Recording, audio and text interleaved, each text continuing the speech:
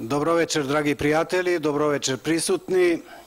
Навистина се гордеам што можам вечерва пред еден ваков интересен собир да ги кажам некои од своите размислувања и да ги најавам нашите патеки на нашиот немир, на нашиот непокор и на нашата определба како понатаму ќе настојуваме да се движиме и да действуваме.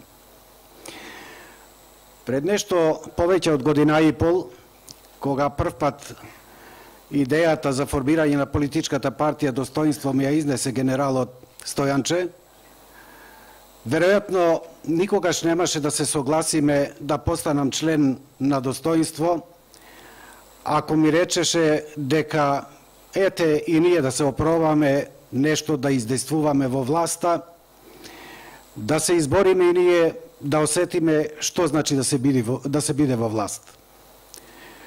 Стојанче, извинете што така јас интимно си дозволувам да го наречам генералот Стојанче, ми рече сосема нешто друго. Благоја, дај да ја формираме политичката партија Достоинство, бидејќи ги исцрпевме сите можности да се избориме за правата на бранителите, ама има и некои други работи за кои треба како политичка партија да действуваме и да се избориме. За негова и моја жал или тага, во тоа време не ни предпоставувавме дека Република Македонија ќе дојде до ово дередже и дека денес не само она што визионерски генерал Стојанче тогаш го најавуваше како можност да и се случи на Република Македонија, ќе мораме со нашата активност да го попречиме. Јас навистина не сум од оние кои ситуирани на некој начин можат и си дозволуваат да бидат само сеирџии на овие тешки времења за Република Македонија и апсолутно не можам да ги оправдам ниеден, посебно од интелектуалците, но ниеден и од другите граѓани на Република Македонија, да бидат во вакви времења многу значајни за Република Македонија, да бидат мирни, да чекаат каков резултат ќе се постигне на политичката сцена во Република Македонија, па дури тогаш да се одлучат. Навистина, во овој момент за Република Македонија нема место на ниеден граѓанин, а посебно не на интелектуалците, за нивно сеирџиско гледање, туку активно приклучување кон одбраната на Република Македонија. Ние, за жал, во овој момент се наоѓаме во состојба да ја браниме и одбраниме Република Македонија.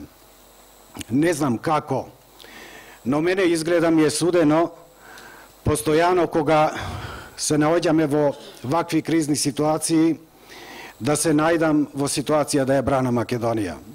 Прв пат тоа го направивме јас и моите соборци 2001 година, ако политиката ни дозволуваше тогаш, веројатно состојбите во Република Македонија ќе беа поинакви.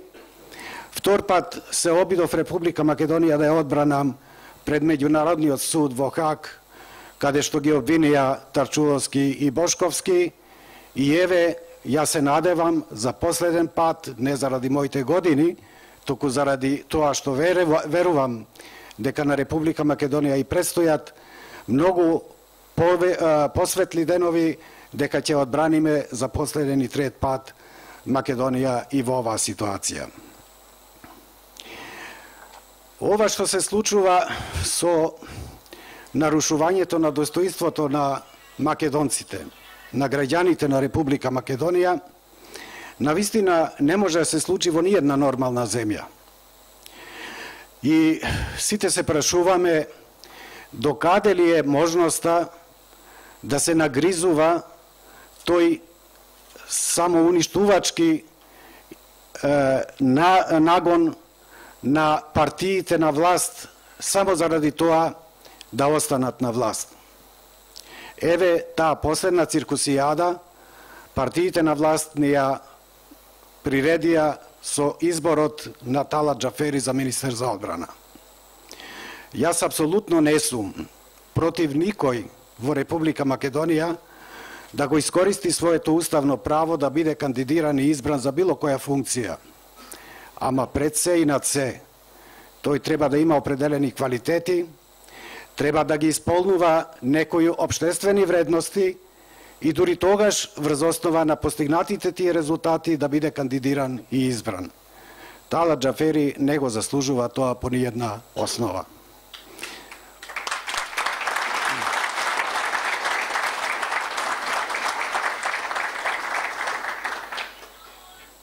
Деновиве се соочуваме со вистината дека разни структури од разни области во Република Македонија ни се приклучуваат и го одобруваат ова што ние не се согласуваме и што не се согласуваме да се помириме со фактот дека е тоа завршен чин.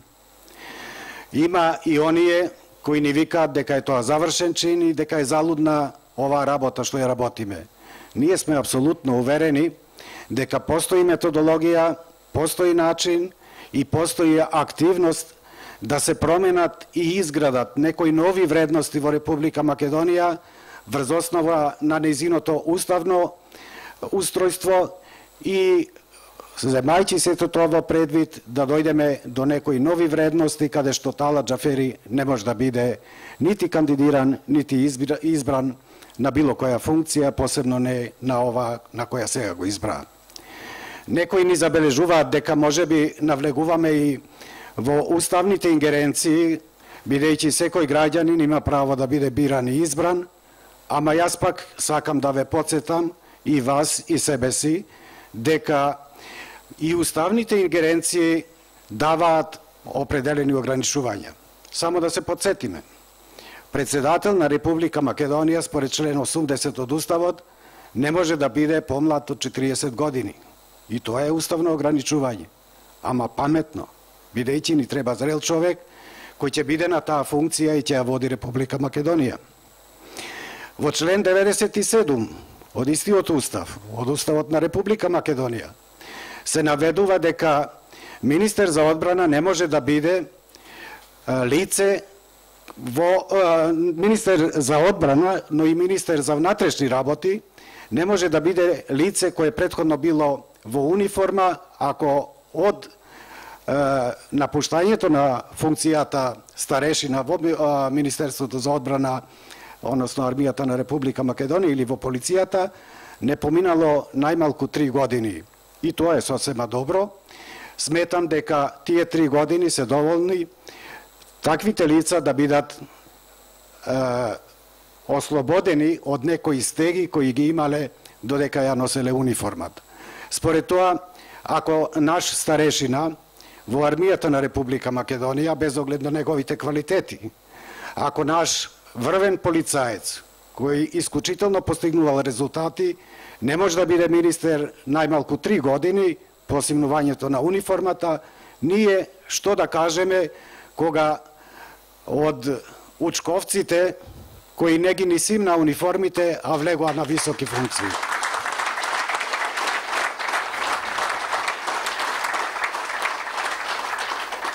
Ете затоа сакаме да изградиме и со ова наша вечерва конвенција или ако сакате акционен состанок да изградиме нови вредности, да посочиме на новите вредности, бидејќи очигледно власта не е способна да дојде до сознание за некои нови вредности и низ манифестирање, но и реализација на таквите вредности да не може да ни се случи во Република Македонија во иднина, да ни доаѓаат секакви шуши за било какви министри. Благодарам што ме се слушате.